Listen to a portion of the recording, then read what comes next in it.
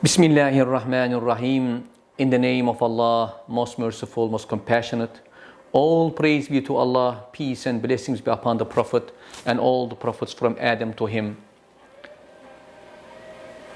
We will continue to ponder on moral and spiritual implications of the story of the last presentation, a story which took place between Musa, peace be upon him, and a young fellow. Let me refresh your memories. And if you recall, a young man asked Musa to teach him the language of the animals and beasts. Despite Musa's stern warning of the possible harmful consequences of such a wish if granted, the young man insisted to understand the language of the animals. In the end, Musa pleaded to Allah Almighty on behalf of this young man, and Allah in turn granted it to him, but only as much as he could understand the language of the domestic animals in front of his house, meaning the rooster and the dog. The young man was very happy to understand their conversations. From their conversations, he came to know that his horse, his mule, his slave would get sick and all will die. He acted, knowing this, he acted preemptively and sold them all in advance to save his fortune. He was extremely happy with this gain. His privilege of understanding the language of animals saved this time him from 3 big losses. But when he heard them speaking the next day that he will die tomorrow, he got panic, ran in haste to Musa for help. This is the place where we left off in last presentation. Now, he ran to Musa for protection when he heard from the rooster the announcement of his imminent death. He was rubbing his face, tearing his garments from the fear of death, saying to Musa, "Please, O Kalimullah, the speaker," meaning, O Musa, you have direct communication with your Lord. Save me from this and plead to him on my behalf. Musa said, Since you have become an expert, you take care of yourself, you threw your loss upon others, you cause lots of losses to other believers, and filled your purse and wallet with money and doubled and tripled your wealth. Musa further said, when you had petitioned to me at the very beginning, I foresaw your destiny. And the young man continued to lament him while weeping. O Musa, you have all goodly qualities. I committed this big mistake. I now realized my fault, the consequence of my fault. Please help me. Musa replied, my son, this was your own choice. You paid no attention whatsoever to my counsel. You dashed yourself against a sword of steel. Once an arrow sped, meaning shot and gone out from the bow, it will not come back to the bow and to the sword itself. So I will appeal, however, to my Lord and plead to him on your behalf, so that you may depart from this world with the faith, meaning you can depart from this world with Iman.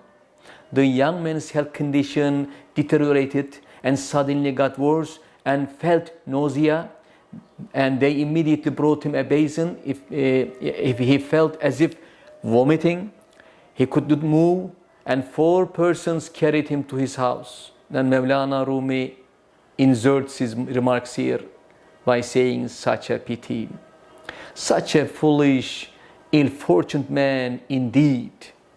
If we carefully and closely contemplate this story, we can extract numerous lessons for us today, even for today's modern young fellow, old, and men and women. Get something from this beautiful lessons of Mawlana. Moral exhortation from the story of Musa and the young man who asked Musa to teach him the language of animals, some of which can be listed as follows. This is my humble reflections. You may derive your own, of course, conclusions and lessons. First, this young fellow played with his unknown destiny by learning the language of animals. He stepped beyond the boundaries of humanity. He was supposed to be content with what God Almighty had given him, with what he possessed in terms of material and immaterial constitution. Knowing the language of animals is not a privilege, it is a burden. If you granted such a distinctive ability, then you should comply with its demands and also be ready for the consequences. He could have been more generous and fed not only his domestic animals in front of his house, but also other animals as a gratitude to Allah Almighty for such a privilege, because since you knew the language of animals, you are understanding their conversation, and you should act accordingly. And they were fighting, the rooster and dog were fighting with each other and quarreling, and because there were no bread or no meat or no pieces of food for them to eat. So, if you recall from the story of Sulaiman alayhi salam, Solomon, when he saw the ants in front of him going to their holes, what did he say?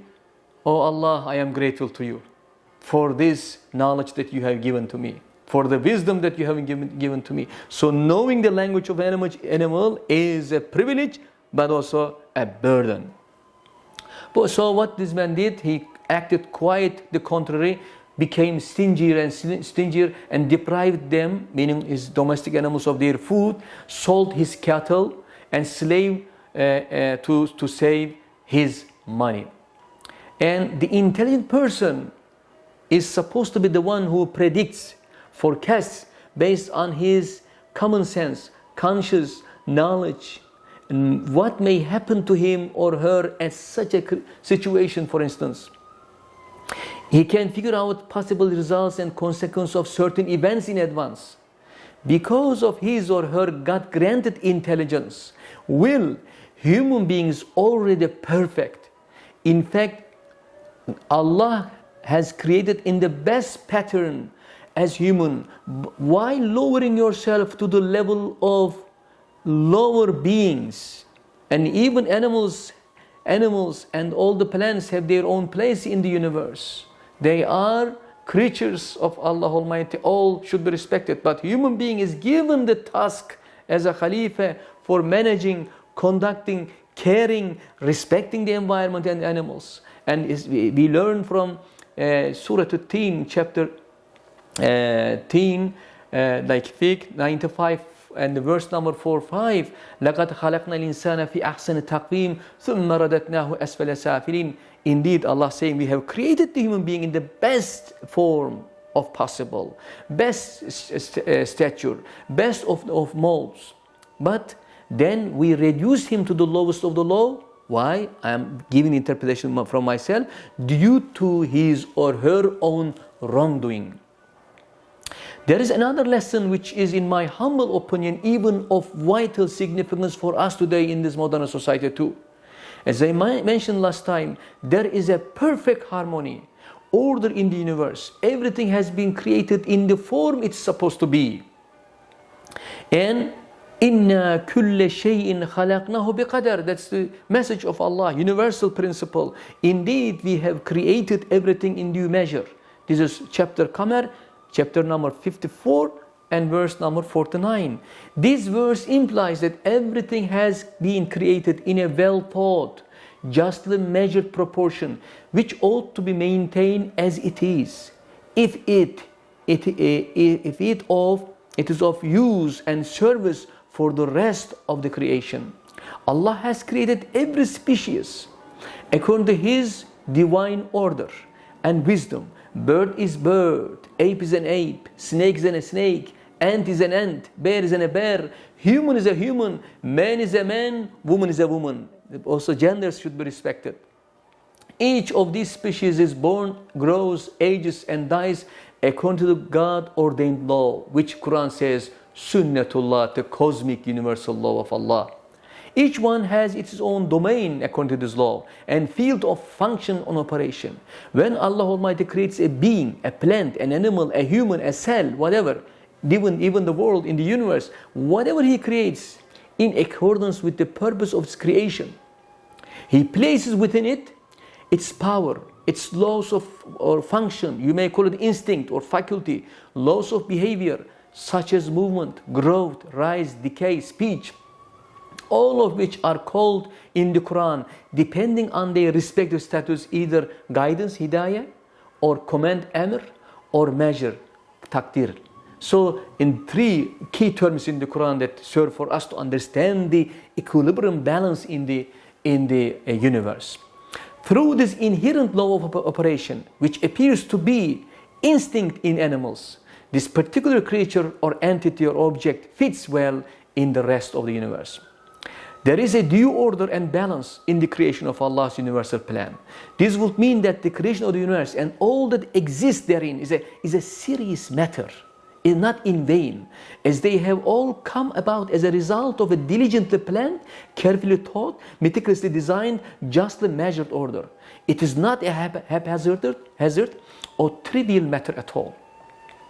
Everything created in the universe in a due measure stands, states, runs, moves by its God-given instinct and laws.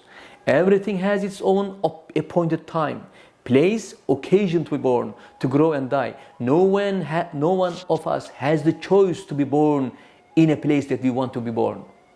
There is a mystery of Allah Almighty's plan. Everything has also its predetermined fixed limitation. All takes place according to the Creator's, again, supreme plan. And human beings therefore ought to behave according to plan of Allah.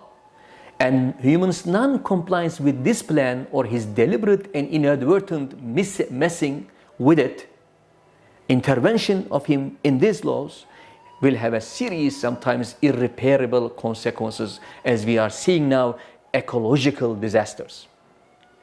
Regardless of where you live and when you live, in what conditions you live, whether in the primitive but natural life conditions of the ancient time or in the high-tech, gripped digital environment of the modern time, the cosmic law of the Creator never change, will never change.